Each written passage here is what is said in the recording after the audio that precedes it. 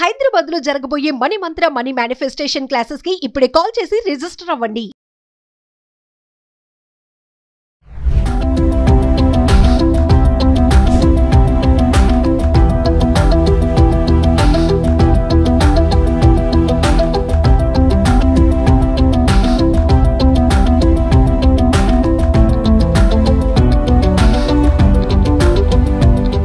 నమస్తే, welcome back to Suman TV. Present మనతో పాటున్నారు public speaker Rajani రమ్మ గారు.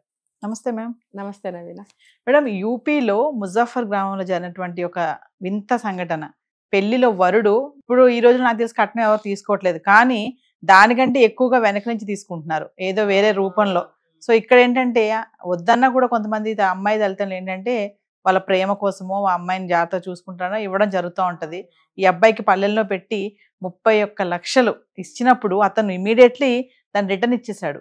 ఆ వీడియో కూడా మనం ఆల్రెడీ పక్కన డిస్ప్లే అవుతుంది. ఇటు ఇచ్చేసి ఒక 1 రూపీ తీసుకున్నాడంట. తర్వాత మళ్ళీ మాట్లాడారు, ఇలాంటి ఆచారాలన్నీ తీసేయాలి, కట్నాలు ఇది అనేసి.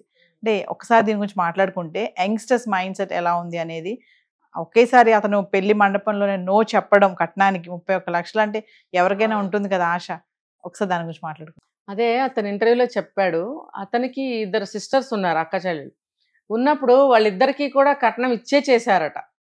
అంటే ఇప్పుడు ఆ తల్లిదండ్రులు ఎంత కష్టపడి ఆ డబ్బుని దాచి ఎన్నో కష్టపడే సంపాదించి ఉంటారుగా, చెమట వచ్చి. ఊరికనే అయితే ఎవరికి రాదు. వాళ్ళకున్న ఆస్తిపాస్తులు అమ్ముకునో, లేకపోతే వాళ్ళ జీవిత పర్యంతం కష్టపడి ఏదో ఒక ఉద్యోగం చేస్తారు కదా, ఏదో ఒక పని చేస్తారు. చేసి ఆ సంపాదన 2 అక్క చెల్లెళ్ళకి కట్నాలు ఇచ్చి పెళ్లి చేసినప్పుడు ఈ అబ్బాయి కళ్ళతో చూస్తూ ఉన్నప్పుడు మనసుకి కొంత బాధ కలుగుతుంది. ఏ ఆడపిల్ల తల్లిదండ్రులకైనా బాధ ఇదే కదా, ఇలాగే చేస్తారు కదా, ఇలాగే ఉంటుంది కదా అనేది ఈ అబ్బాయి మనసుకి తట్టి తను తీసుకోవద్దు అనుకున్నాడు.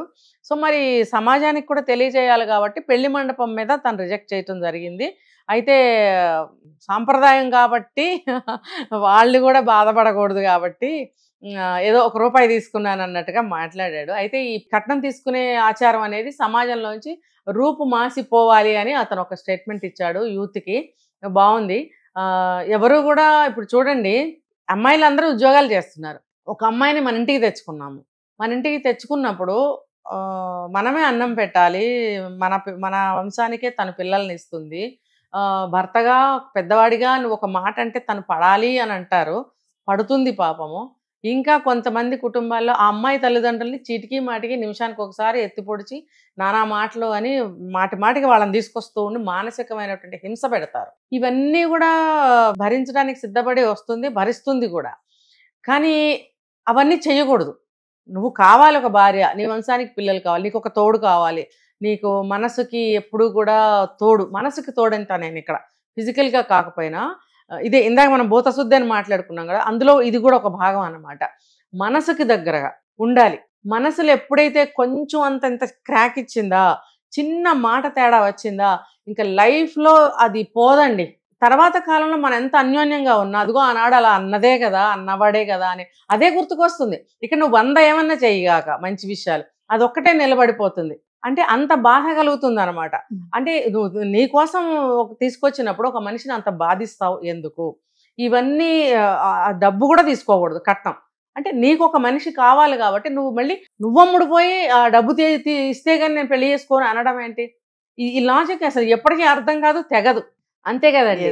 తన తనువు మనసు మొత్తం అంతా కూడా, జీవితాన్ని మొత్తము కూడా నీదే అయిపోవాలని అనుకుంటావు. మీ ఇంటికి అంకితం చేస్తున్నప్పుడు మళ్ళీ నువ్వు ఇవ్వాలి కానీ అక్కడి నుంచి తెచ్చుకోవడం ఏంటి అనేది ఆలోచనకు వస్తుంది అప్పుడప్పుడు. అలా తీసుకుంటే ఏమవుతుందంటే నెక్స్ట్ నువ్వు అమ్ముడు పోయావు కదా అనే మాటలు కూడా వినాల్సి వస్తుంది. కాబట్టి నీకున్న దాంట్లోనే ఆ కండిషన్ పెట్టుకోండి కావాలంటే. బై నేను రిక్షా నడుపుతాను, ఆటో నడుపుతాను, లేదా క్యాబ్ నడుపుతాను, లేకపోతే నేను డైలీ వేజ్ మీద నేను పని చేస్తున్నాను, నీకు ఇష్టమేనా అంటే వాళ్ళ స్థాయిని బట్టి ఇష్టాలు అయితే పెళ్లి చేసుకున్నప్పుడు దీనికి ఆమె బాండ్ అయి ఉండాలి. అమ్మాయి ఇద్దరు కూడా ఆ విషయానికి కట్టుబడి ఉండాలి. ఉన్నప్పుడు ఆ రోజుకి తను 1000 తెస్తాడో 500 తెస్తాడో దాంతోనే గడుపుకోవాలి. అంతేగాని నీకేమీ లేదు, అది లేదు, ఇది లేదని మాట్లాడకూడదు. అలాంటి కండిషన్ వచ్చినప్పుడు ఈ కట్నాలు తీసుకోవడం, ఇవ్వడం అనే బాధ అనేది ఉండదు అసలు. ఇదిగో నా దగ్గర ఇంతే ఉంది, నీకు ఇష్టమైతే నన్ను చేసుకో, నేను నీకేం పెట్టలేను, నేను నీ దగ్గర తీసుకోను. ఇంకా కొంతమంది ఉన్నారు మేడం, మనం అనుకున్నట్టుగా డౌరీ తీసుకోరు కానీ చాలా తీసుకుంటారు వెనక నుంచి. ఇంకా అది ఏ రూపంలో అయినా సరే, అది ఒక స్థలం అనుకోండి, ఒక వెహికల్ అనుకోండి, ఇంకేదో ఐటమ్ అనుకోండి, ఆర్నమెంట్ అనుకోండి, ఇలా ఇచ్చేవాళ్ళు కూడా ఉన్నారు కదా. అంటే ఇవ్వడం వల్ల కూడా అమ్మాయి తల్లిదండ్రులు కూడా చాలా మంది ఏంటంటే, సరే లేని వాళ్ళ గురించి పక్కన పెడితే ఉన్న వాళ్ళు ఎంతెంత ఇస్తారు వాళ్ళకి, అవును. ఇవ్వడం వల్ల పోనీ వాళ్ళు ఏమైనా సేఫ్ గా ఉంటున్నారా అక్కడ అంటే. అవును. అది చెప్తున్నా కదా, వాళ్ళ ఇష్టం అది. బాగా ఉంది బాగా ఇచ్చేస్తాం, ఉంది కాబట్టి బాగా ఇస్తే వాళ్ళు హ్యాపీగా ఉంటారనే ఒక ఉద్దేశంతోనే ఇస్తారు ఎవరైనా. లేకపోతే కొత్తగా వచ్చిన అబ్బాయికి ఇవన్నీ ఎందుకు ఇస్తారు? మాకు బాగా ఉంది, మా అమ్మాయి అత్తగారింట్లో గ్రేట్గా ఉంటుంది, దర్జాగా ఉంటుంది అన్న ఉద్దేశంతో ఇస్తారు. కానీ ఒక రకంగానేమో ఇందాక చెప్పిన నష్టాలు. రెండో రకంగా ఏంటంటే, అంత ఇస్తే కూడా వాళ్ళు అక్కడికి వెళ్ళి నేను ఇంత తీసుకొచ్చాను, మా ఇంట్లో నేను కాలు కింద పెట్టకుండా ఉన్నాను అనేటువంటి అహంకారపూరితమైన భావాలు కూడా వస్తాయి, వాదనలు వస్తాయి, గొడవలు అవుతాయి. ఇప్పుడు ఇలాంటి సందర్భాల్లో కూడా ఎంతో మంది డివోర్స్ తీసుకొని వచ్చేసిన వాళ్ళు మనం చూడలేదా? ప్రౌడ్ గా ఫీల్ అవుతారు కదా. నీకే ఏమీ లేదు, నిన్ను ఏం చూసి ఇచ్చారు, నేనే ఇంత తీసుకొచ్చాననే మాటలు చాలా వస్తాయి. అలాగే బాగా అందంగా ఉన్న అమ్మాయిలు కూడా భర్తల్ని బాగా డౌన్ చేసి మాట్లాడిన సందర్భాలు కూడా ఉన్నాయి. మనకి ఏది ఎక్కువ ఉన్నా సరే ఇది జీవితం అనుకుని బ్రతకగలిగినప్పుడు ఏ సమస్యలు రావు. కట్నాలు తీసుకోవద్దు, మీరు ఎదురు ఇంతంత పెట్టాలని అనుకోకండి. నా దగ్గర ఇదే ఉంది, నేను నీ దగ్గర ఏం తీసుకోను, నీకు ఇష్టమైతే రా పెళ్లి చేసుకుందాం, ఏదైతే మాట్లాడాలి. ఏదేమైనా మేడం, యూపీలో జరిగినటువంటి సంఘటన మాత్రం చాలా విచిత్రంగా ఉంది. అసలు అబ్బాయి అయితే నిజంగా అలా చేతిలోంచి తీసుకొని దాన్ని మళ్ళీ రిటర్న్ ఇచ్చేస్తే ఆ తల్లిదండ్రులు కూడా ఎంత హ్యాపీ ఉంటుంది. అప్పుడు ఏమవుతుంది తెలుసా, ఇది కంక్లూజన్ అన్నమాట. ఈ అబ్బాయికి వాల్యూ కానీ రెస్పెక్ట్ కానీ ఇంకా బాగా పెరుగుతుంది వాళ్ళ దృష్టిలో. అంటే కట్నం మాత్రమే తీసుకోలేదు, మీరు అన్నారు వెనక నుంచి చాలా ఇస్తారు అని. అంటే అవి ముద్దు ముచ్చట్లు, ఏమంటారు రివాజులు అని వాళ్ళ పేరు పెట్టి ఏదో ఒక విధంగా ఇస్తూ ఉంటారు. అప్పుడు మీకు ఇంకా అంత పెద్ద మనసు ఉందంటే, మీకు నిజంగానే అసలు 100% వీళ్ళ సొమ్ము ముట్టకూడదు తినకూడదు అనుకుంటే రిజెక్ట్ చేయండి. లేదు అనుకుంటే వాళ్ళు ముద్దు ముచ్చట కూడా తీరాలి కాబట్టి ఏదో వాళ్ళ సంతోషం కొద్దీ ఏదైనా ఇస్తే కొంచెం తీసుకోండి. కానీ మళ్ళీ దాన్ని ఆశ పెంచేసుకుని అప్పుడు ఇస్తే నేను తీసుకోలేదు, ఇప్పుడు అవసరం పడింది వెళ్ళి అడిగి తీసుకురా అనే సందర్భాలు వెనక్కి తీసుకురాకూడదు. అప్పుడు మళ్ళీ నీకు వచ్చిన గౌరవం దిగజారిపోతుంది కదా, డౌన్ అయిపోతుంది, వ్యక్తిత్వం అనేది డౌన్ అయిపోతుంది. కాబట్టి నువ్వేం తీసుకోలేదో అట్లానే ఉండు. ఎప్పుడో ముద్దు ముచ్చట్లు చిన్న చిన్నవి అంటారా, అది చిన్న చిన్నవి నడుస్తూనే ఉంటాయి.